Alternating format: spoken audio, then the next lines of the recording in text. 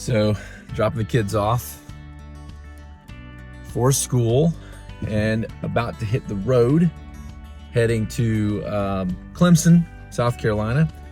And we're gonna be meeting up with the gang and getting ready for the Smoky Mountain Relay. But before I go, I have one more 2-mile run, keeping the heart rate low as the last day of the taper before race day. And we're gonna go back out because I've just really been enjoying the Waccamaw Wildlife Refuge. I think I'm finally saying it right. But it's just so beautiful out there. We had another beautiful day. So we're gonna take advantage, get outside, move just a little bit before a 5-hour trip to Clemson, and hang out with the guys. So come with me.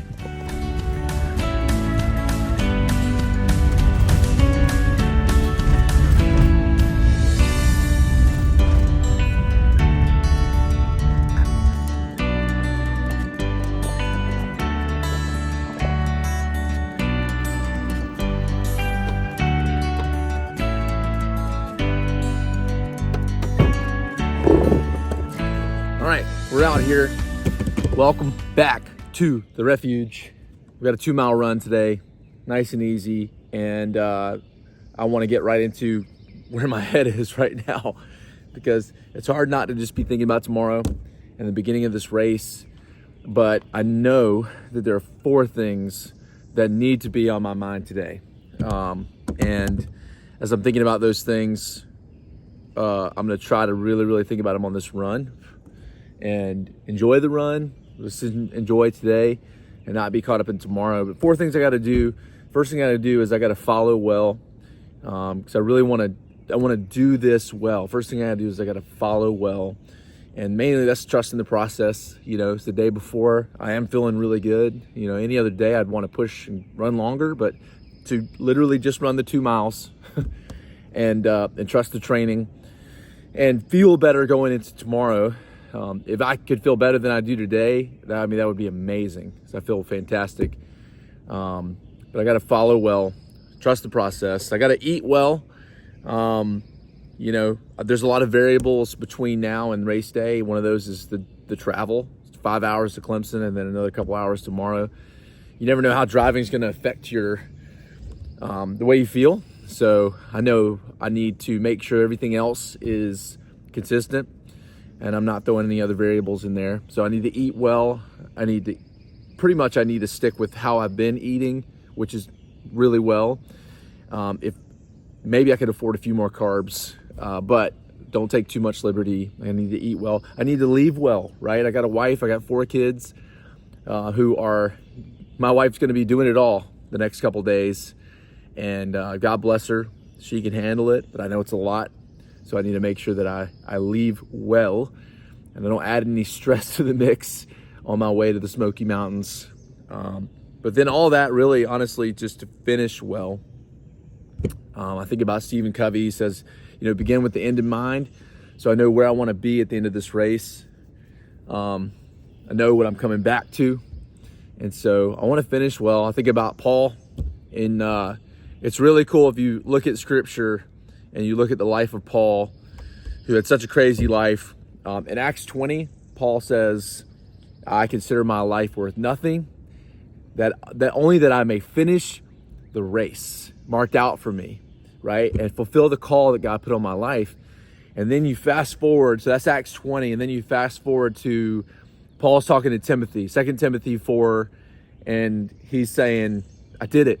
You know, like what a great feeling it must have been for Paul. As much as he suffered, as much as he really did. I mean, like God, the Lord said, I'm going to show him what it means to suffer for my namesake, right?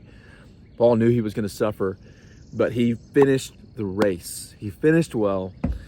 And to say that you fought the good fight, to say that you finished the race, that you ran the race marked out for you by the Lord, it's got to be such a good feeling. And so I want to finish well. So I want to follow well. I'm going to eat well. I'm going to leave well. I'm going to finish well. And that's the thought I'm taking with me on this run. But I'm taking you guys with me, not just on this 2-mile run, but we're going up into North Carolina. We're going to see the beautiful mountains. You guys are going to get to enjoy the nice 30-hour race with me. So I'm excited, but it's time to get warmed up and get into this last run before the big drive and the big race. Come with me.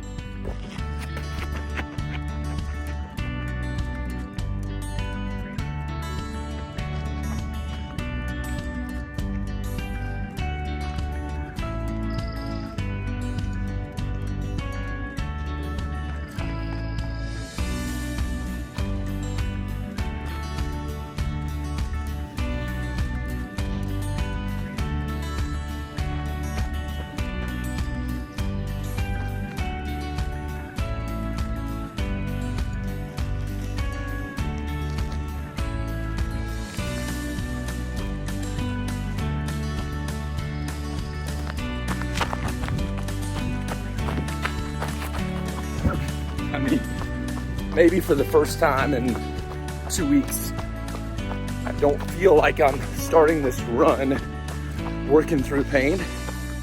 And I'm not mad about that. So maybe there is something to trusting the process.